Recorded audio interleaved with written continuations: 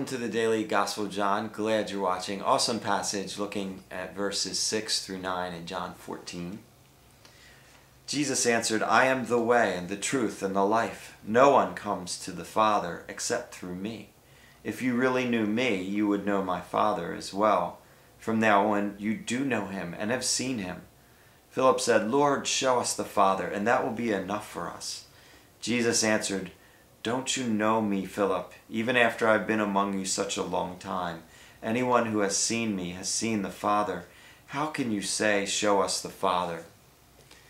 Remember in Hebrews 1 it says that not only did Jesus create the universe, but that he is the radiance of God's glory, the exact representation of his being, sustaining all things by his powerful word.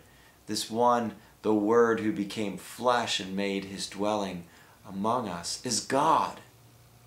The everlasting God was among us.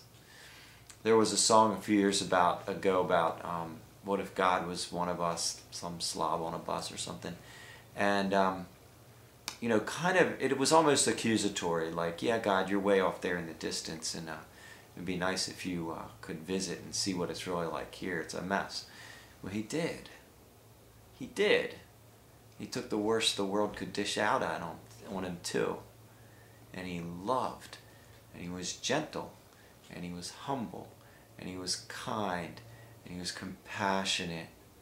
He was merciful and gracious.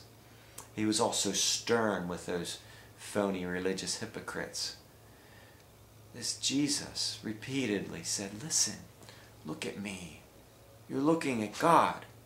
You want to see God's heart? Here it is. It's me. This is God's heart, me bleeding for you. The humble king. Do we get it now? Still, I think we're still just scratching the surface of this, but how incredible that the King of Kings and Lord of Lords would say that you and I are worth bleeding and dying for. He said to the disciples, he said, guys, look, see those little sparrows over there? Not one of them will fall to the ground apart from your Father knowing. He says, even the hairs on your head are numbered. You are much more valuable than many sparrows. This is our God, the humble servant king. And he said, if you've seen me, you've seen the Father. If you know me, you know the Father. There is no difference between the heart of Jesus and the heart of God. And I'm just blown away, and I think we'll be blown away for all eternity as we come to meet face to face the God who is, and realize that he's not anything like the rulers of this world who are all about their little power trips and putting everybody else under their thumb. That our God is a servant king, and he's got a humble heart. And he says, I want to call you my friends. But don't mistake his kindness and his gentleness and his humble heart for weakness. He's still the God of the universe. And that just is all the better. Because you wouldn't want weakness at the core of the universe. Because what is good would be stolen away.